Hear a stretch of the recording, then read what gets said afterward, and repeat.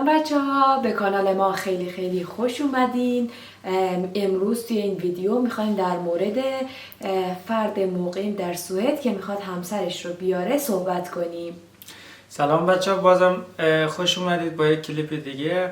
خیلی خوشحالیم که میبینیمتون و خیلی ممنون از کامنت های گرمتون.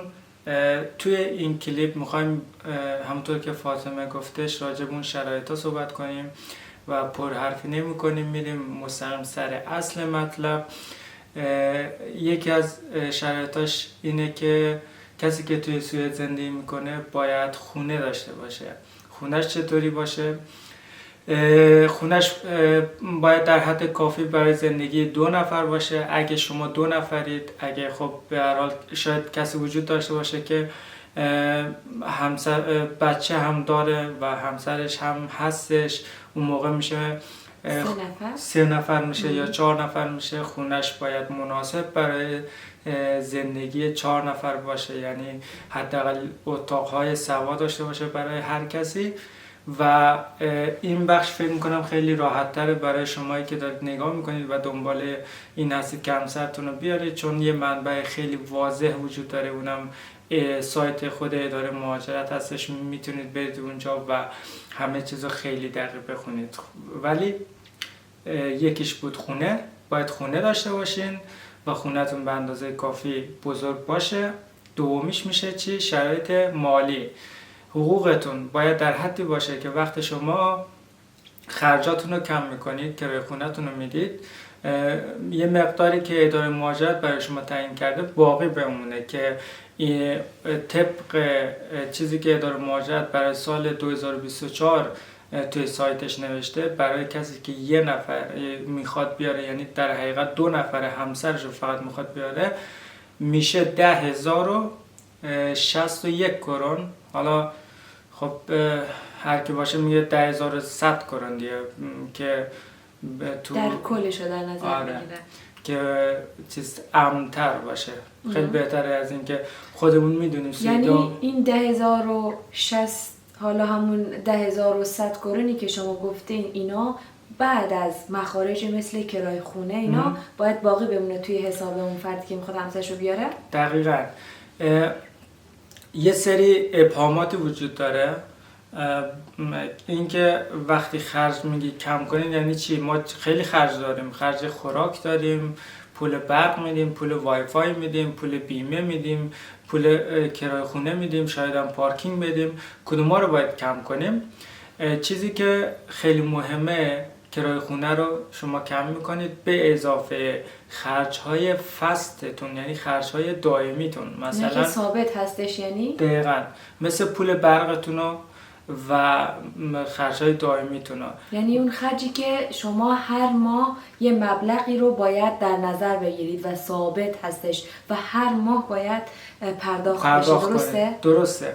ولی شما لازم نیست خیلی دقیق باشید. یعنی چی؟ یعنی درسته من پارکینگ دارم، ماهی 300 کرون پول پارکینگ دارم میدم، دائمی فسه، ولی من لازم نیستش اینو بگم. چرا؟ چون هر چی خرج شما بالاتر بشه به ضرر شماست و اداره مهاجرت انقدر دقیق نمیاد آمار شما رو در بیاره که این طرف آیا ماشین داره، ماشین نداره، حالا جایی که زندگی میکنه پارکینگش اینگوره، یعنی خرج باید کرایه پرداخت یعنی کنه رایگانه یا باید مثلا.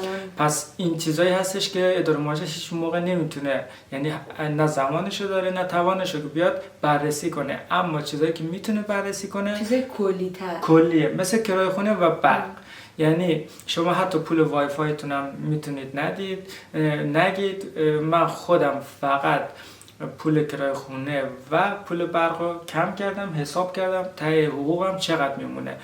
و شما پیشنهاد من اینه کرایه خونه و برقتون رو کم کنید از حقوقی که بعد مالیات میگیرید. فرض میکنیم حقوق شما 30,000 کرونه و شما بعد مالیات 22,000 کرون میگیرید. شما از اون 22,000 کرون کرایه خونه‌تون به اضافه پول برقتون رو کم میکنید و چیزی که میمونه باید بیشتر از 10,100 کرون باشه، یا همون 10,061 کرون دقیق ترش. و این شد از شرایط مالی.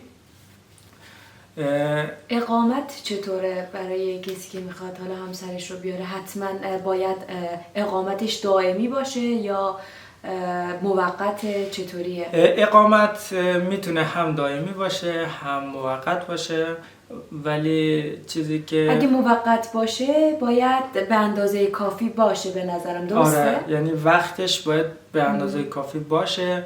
اندازه کافیش چقدره رو دقیق ذکر نشده. آره، ولی خب میتونید زنگ بزنید اداره مهاجرت و بهتون جواب بدن.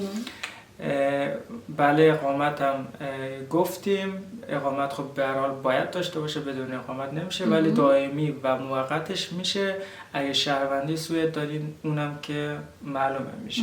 ماشین چی؟ ماشین اجباری نیست، درسته؟ نه، اختیاریه. هیچ ماشین و خرج‌های مثلا اضافه و این چیزا اصلا اهمیتی نداره.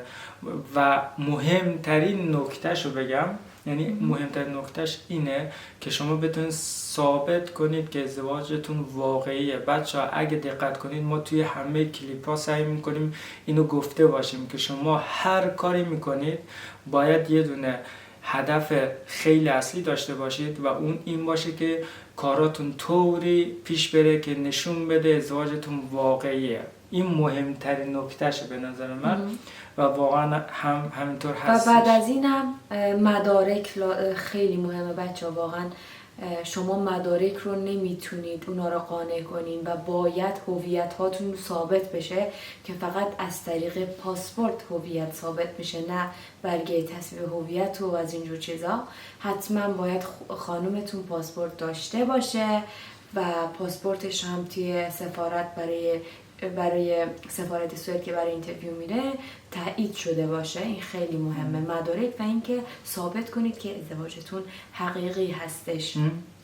پس تقریبا 4 تا نکته بود. یکیش خونه بود، اقامت بود، شرایط مالی بود، درآمد بود و اینکه بتونید ازدواجت واقعی باشه. این 4 تا شرایط شما توی سوئد باید داشته باشین و 2 تا شرایط توی ایران. کسی که توی ایران زندگی میکنه یا افغانستان زندگی میکنه، پاسپورت که بتونه هویتشو تثبیت کنه و بتونه مسافرت کنه. آره، و عقدنامه که شما توی ویدیو قبلی گفتیم که میتونید از سفارت درخواست بدین. خب بچه‌ها ما توی ویدیو قبلی سفارت رو توضیح دادیم چطوری شما عقدنامه رو بگیرین و گفتیم که بعد از اینکه گرفتین از سفارت باید برین وزارت خارجه مهرش کنید و نگفتیم که باید ترجمهش هم کنید. درسته؟ پس عقدنامه‌ای که شما از سفارت گرفتین و مهر وزارت خارجه خورده شما باید ترجمهش کنید. خب بچه اون عقدنامه شما که شما ترجمهش کردین، بهترین کار بلافاصله اینه که عقدنامه‌تون رو بتونید بیارید توی سوئد و برید اداره مالیات یا اسکاتورکت، اونجا ازدواجتون رو توی سوئد ثبت کنید.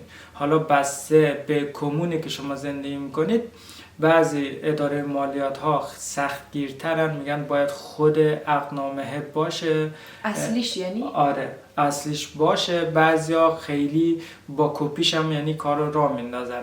خب بستگی به کمونتون داره که چقدر سختگیره یا اینا، ولی خیلی مهمه، کمک میکنه که شما بتونید ازدواجتون رو توی سوئد هم ثبت کنید. خب به نظرم نکته ها رو گفتیم. همین نکته ها بود به نظرم که خیلی مهم بودش و فکر کردیم که میتونه شاید بهتون کمک بکنه و این بود از این ویدیوی ما. امیدوارم که مفید باشه و به دردتون بخوره. بازم سوالی چیزی داشتید توی کامنت حتما برای ما کامنت کنین، خیلی خوشحال میشیم. خدا نگهدار. خدا نگهدار.